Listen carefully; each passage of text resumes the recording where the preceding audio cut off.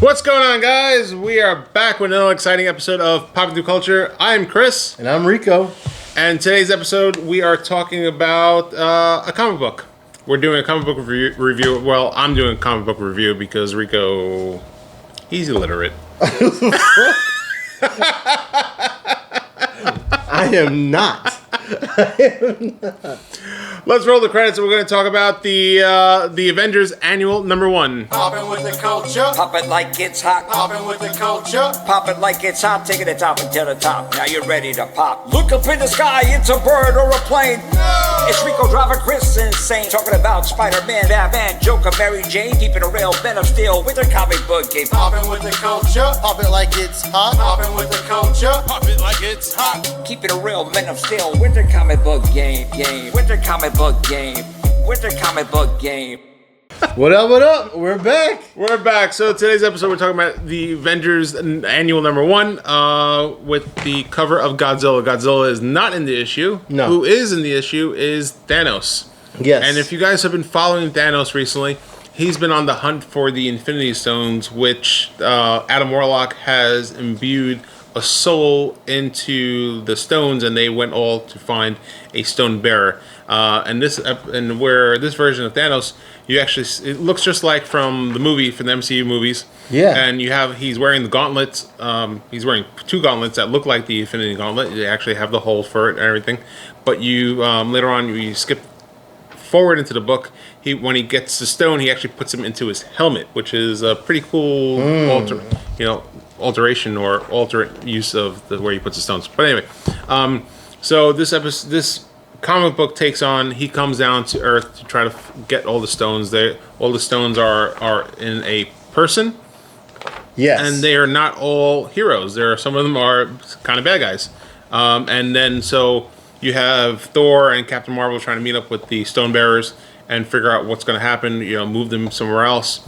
And the stone bearers all try to get into argument. They want to try to take out Star, I believe she's the bearer of the reality gem, and she kind of like goes on with slams Thor and Captain Marvel with a big hand earth.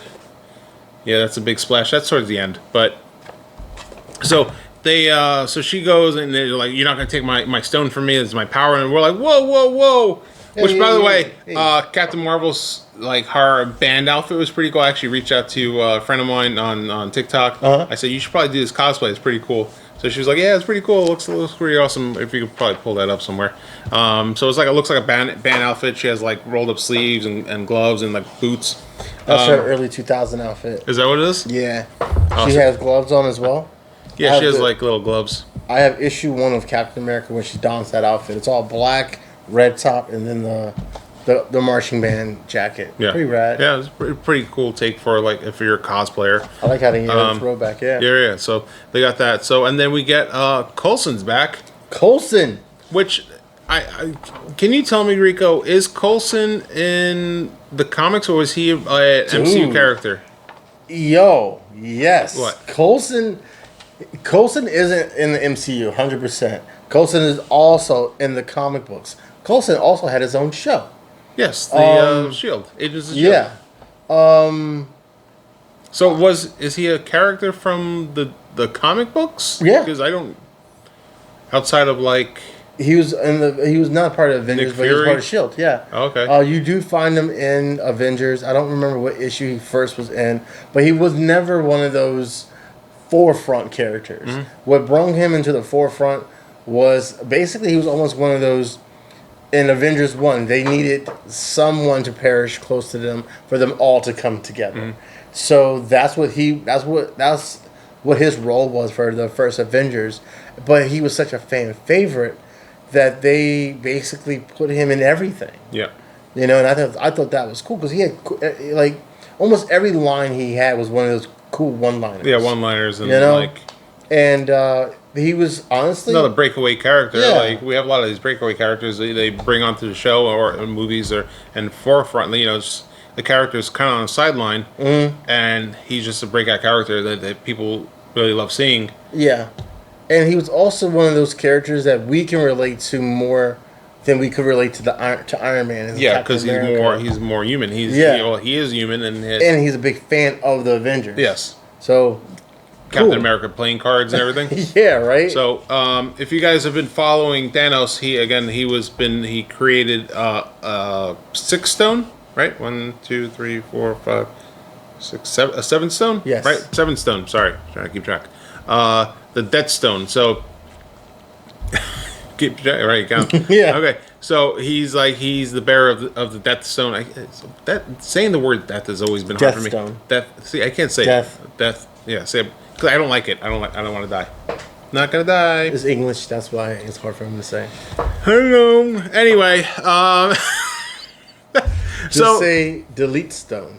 the delete stone, delete stone. Yeah. The say I can't even say it. The delete stone. Oh my goodness. The perish stone. The perish stone. There you go. There we go. PG'd it for you. Because Parish is a city also. Anyway, we're going off topic. So anyway, so they're all stone bearers, and they go around, and then so Thanos comes down, tries to take the stone, and he takes them out. Like Yeah. he's just punching fists through people's chests, freaking smashing them to the ground. I'm like ripping people apart. It goes bananas. It goes off the rails quick. They're like, "Oh, you think you knew how to use the stones? I wield all these stones. I know how they work." Why? Took them out, put it into his helmet. Took another one out, put it on the helmet. What? Yes, he takes these guys out left and right, and then comes down to the time stone bearer. Right? I think it's Quantum. Anyway, so he was probably the first person he takes out, like obliterates him. But all of a sudden he's back. He's like, "Didn't I?" And he says it. He goes, "Didn't I kill you?" And he's like, "Well, I'm here." Well, yeah. And then another version of him, I had to read the page like 3 or 4 times, go back and forth, and I'm like, is this a past him or is it a future him? Because he was saying, if you kill me, then the other one dies, and then we become into a quantum entanglement, and then pretty much just erase reality. So you can either stop, give us the stones, and go away, or you can just erase all of reality. And Thanos was like, you got me, and so he winds up giving all the stones back, and then so he's like, I'll get you later. And then so that creates the new Infinity Watch, because if you know the Infinity Watch back in, was it the early 90s or 80s? Yeah. 80s, when Adam Warlock has all the stones. Well, Adam Warlock has the stones. Yeah, go to that page. I think let's see. Right here. Boom. Blasted away. Oh. Who? Here's a hole to his body. Yeah, he. Also, are you serious? Yeah, look, friggin' takes him out. Takes these guys out left and right. You see what he did to Carol Danvers? Oh yeah, tossed him. Yeeted her. Boom. Bye. Like, boom. Crash. Yeah, because at that point he already has like 3 or 4 stones. So it's Wow. it's a quick. It's a quick book. When I picked up the book, the annual book, this book, I was expecting. What did I say to it? I said, "Aren't annuals usually bigger?" Yeah. And this is a really thin book. It's basically a regular comic book, comic size book. I was expecting annuals are usually bigger, but it is what it is. I know. Well, budget cuts. I know with Thanos, there's a run of Infinity Watch coming out. Well, that are out now. This is the newest one. They were going to talk about that in the next episode for the future books. This actually runs into the new Infinity Watch run. Yes. So, in the next series that are coming up in the next few. But there's months. already last week was the Infinity Watch issue 1, but it was it was already a one shot, I believe. What I wanted to ask you is, would you rather have more annuals come out where there's a beginning, middle, and end to the story? Or would you rather have that issue 1? Then it'd be a biannual. What do you mean? Annuals of one time. I know.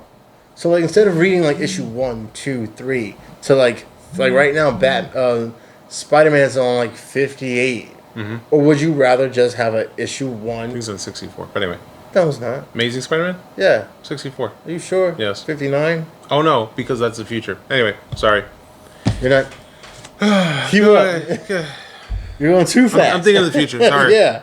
So like, would you rather have that, or would you rather have that issue one and then wait a week or wait a month for issue two, and the next thing you know, you got like, right now, Detective Comics is at issue 1088. Well, I think the annual is a bridge between the an old story and then the next story. Okay. Because like right now, this this book is taking off from where Thanos created the stone, where the stone bearers have got the stones, and now the next set of issues is the Infinity Watch. Is this bridges into the next one? So this serves as a bridge between the first set of books into the next set of books. So it's not really its own storyline, more so as a segue into something else. Well, it's not going into any of the like right now we have Ultimates. We have the entire Ultimate storyline, and also we have the Venom War storyline.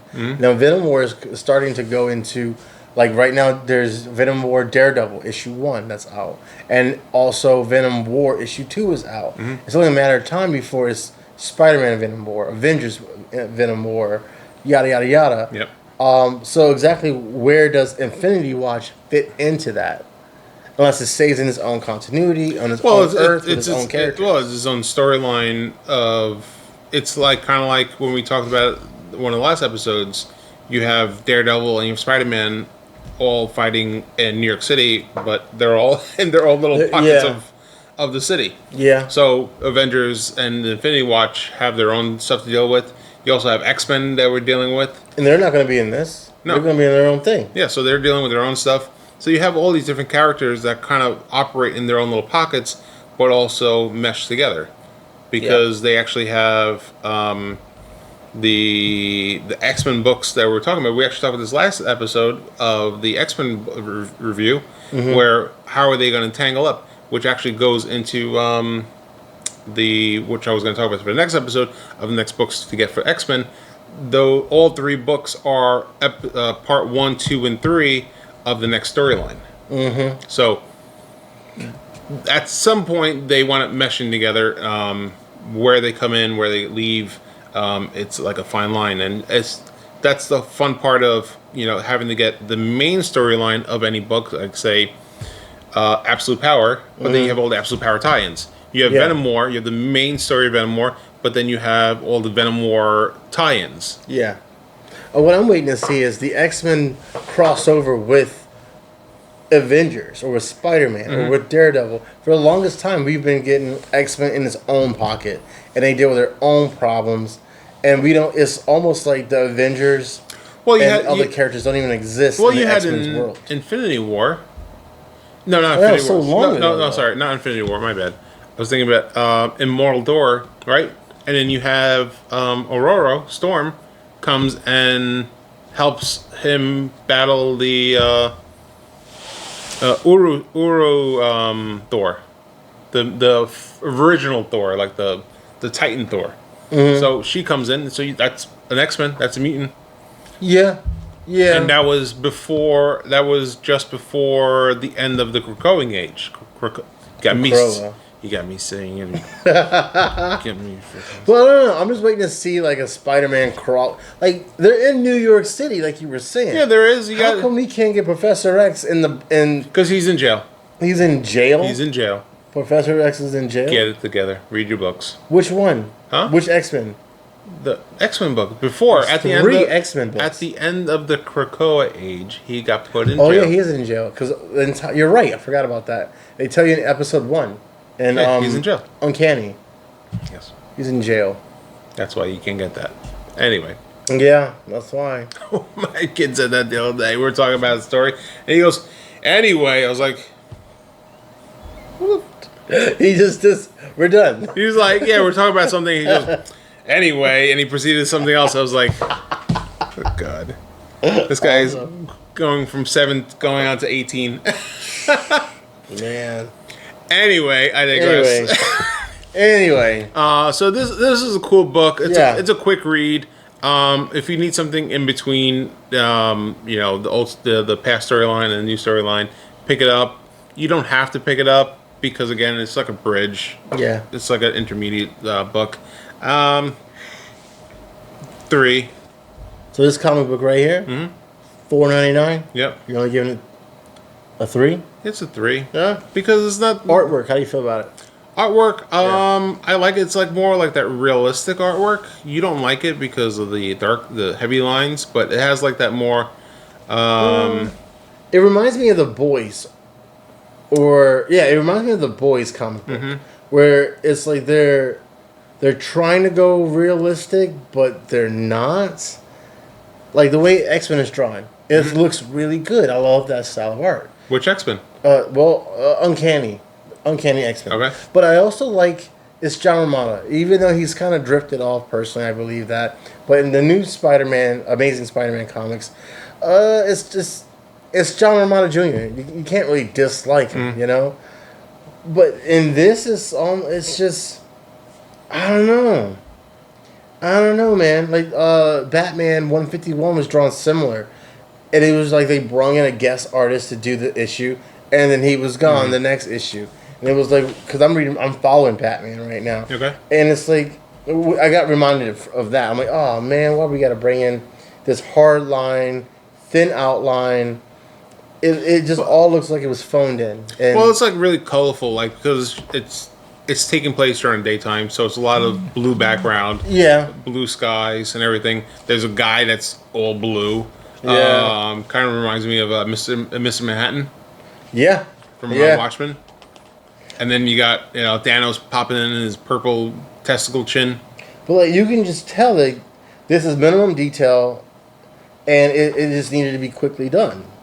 Like any other comic book that you watch with Thanos in it, or you look at that Thanos in it, he's more detailed than this, even in small panels. Oh, there's one panel. There's one panel where the time stone bearer. You see him with glasses where it stops, and then the next panel you see it in detail going all the way around. Well, see, that's what I mean. Like, they kind of jumped around with the story or there we go. So, see right here. Yeah. It goes there, and then the next few panels you see it kind of wrapping around his head. Yeah. So they kind of wow. Like, so, how'd you mess up that? Like, honestly, yeah, that's what I'm talking about. You can tell it's rushed. And it's like you. This is a big centerfold. You cannot not miss that. And I don't know. I don't know, man. Come on, Marvel. So you don't think it deserves a 3? You think it deserves something higher? No, Mister, I didn't read the book. No, man. I think it doesn't. Like it's like you said. It's just if you want to read it, read it. If you don't want to read it, well, you didn't miss anything. It doesn't bridge a gap. It's just a filler.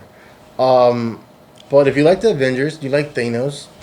Check it out. You like testicle chins? If you miss Agent Coulson, check it out. If you want to see what's up with the Stones, check it out. But you're not missing out on anything by not reading it. But as a person that's a big advocate of reading comic books, it doesn't hurt to check it out.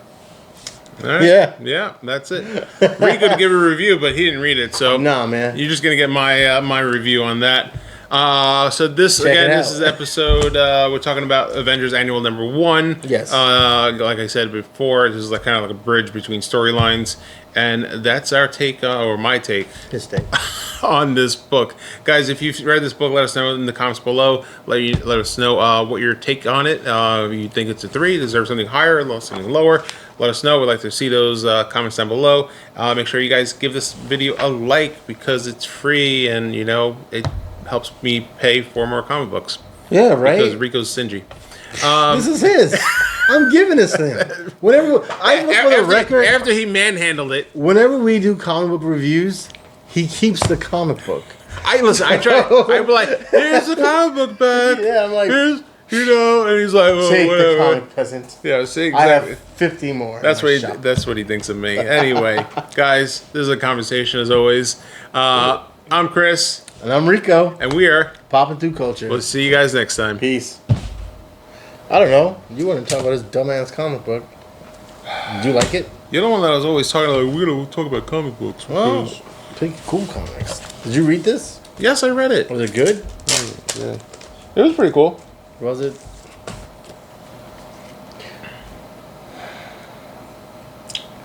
I don't like the art.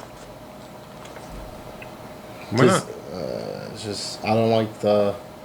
I just don't like the hard. It's hard. The hard lines? Yeah. Like it's just very. Does it make you hard? No, it should. That's a nice butt though. On Thanos, you're weird. Thanos has no. This lady. He's looking at Thanos' ass. So. It's inevitable.